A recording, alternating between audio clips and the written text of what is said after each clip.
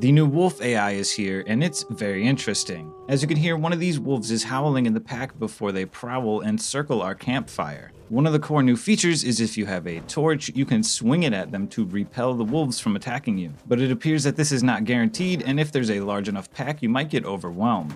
We're going to go over the rest of the new features to the new wolf AI later on in the video because there's a bunch of other stuff to cover from the past week. Flashlights are getting a full overhaul and they look very different and very nice. You can see here I'm wearing a miner's hat which looks a little bit different in color, and the actual flashlight item is the clearest one so far and feels like it has a bit longer of a range that you can see. But don't forget that these are on the staging branch and they might change over the coming weeks or months.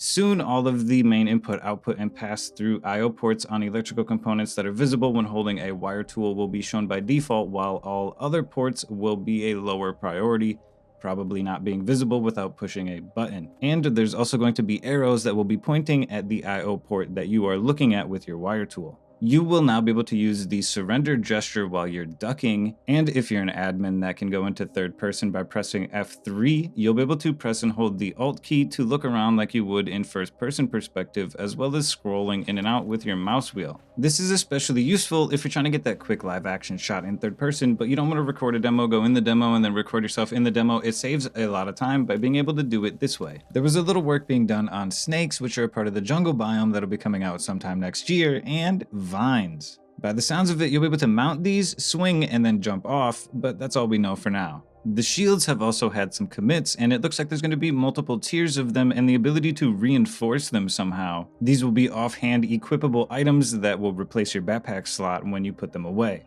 The color of the hemp has been slightly changed to make it easier to distinguish it from grass. And this commit popped up for a 4-shot mini crossbow. I don't know much about crossbows, but I think that means a shotgun crossbow. There was a fix to the computer station so that you don't have to click on the input field after entering in an ID every single time. There's a few new things going on with the siege weapons, and one of those being that they're now all hitchable, and one of the things that you'll be able to tow them with will be horses. There's work being done on a battering ram, which is getting set up with vehicle physics, and you'll probably be able to slam this thing into walls and actually deal damage, which would be good for breaking into high external stone walls. Also, there's a ballista in the works, which is like a giant crossbow type of thing from my knowledge, that you can sit in and then you'll be able to shoot gigantic arrows, hopefully that are flaming. And on top of that, it looks like the horses are also getting a little bit of update to their animations. There's been a 40% buff to radiation that's given to other players when you splash them with water, for instance with a water jug, and a 70% buff to sprinklers, meaning that even full kits are going to take radiation unless they have a hazmat. And after centuries of waiting, there's finally been a fix to the rounding errors on radiation damage in monuments. For example, you need 11 rads to go to dome. In reality, it should be 10, and when you're going into military tunnels, it should be 25, which it now is.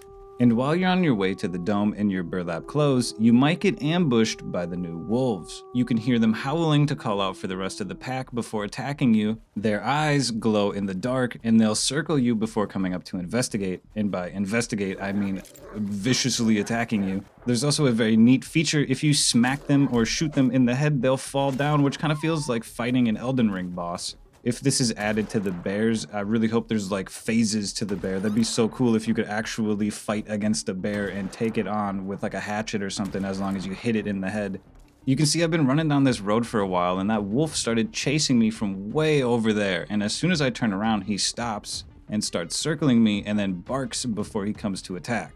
This one was alone, making it easy to take on, but I increased the server population of the wolves just a little bit to see what it would be like if there was a lot more of them. Also, in case you forgot from the beginning of the video, one of the core features is that you'll be able to utilize fire from like a torch to fend off the wolves and repel them. And from my testing, this is something that you have to actively manage because I'm just standing around here while I'm shooting this cinematic and they're attacking me. But as soon as I start running around and swinging my torch at them, they all flee. And you can see there's a bunch of them in a pack, which I think makes them be a little more aggressive than they normally would be in smaller amounts. These wolves will also continue to hunt down other animals like boars as they did before, and you can see this good boy here celebrating his meal. And one of the new features is that they will seek out dead corpses, including player bodies, and eat them. These new wolves are not necessarily more difficult to fight, even though they have new animations and they work better together when they're in packs than they did before, but there's a lot of notifiers that there's wolves around you. Their eyes glow in the dark, they howl, they bark. You can find them around dead corpses eating where they're standing still, and if they're eating, they just ignore you. But they can jump on stuff now, including foundations, and you might find them having secret underwater meetings.